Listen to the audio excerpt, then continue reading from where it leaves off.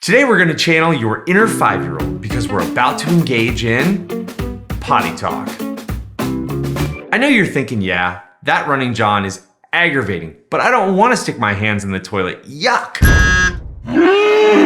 Nonsense. You can do this. If you're squeamish, use a pair of rubber gloves. Are you ready? First job is to find the water cutoff valve and turn off the water. Then drain the tank.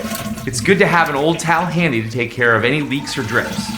Now, there are two things in the tank, the flapper and the fill valve.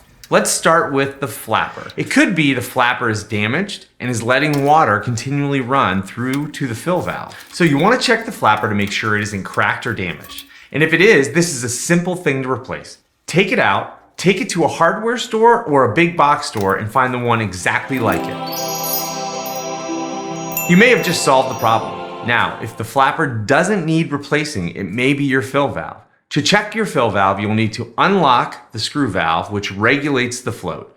Once you have unhooked the screw valve, you can remove the diaphragm valve at the top. Once you have it out, remove the gasket and clean out any gunk that's built up in there.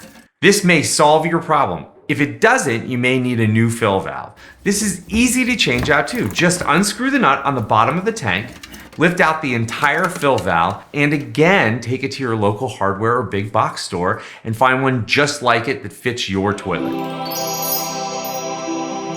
Be sure when you install the new one that the float is in about the same place. It should line up about 1 inch to a 1/2 inch below your overflow. Put your fill tube back in, turn the water back on, and you're back in business.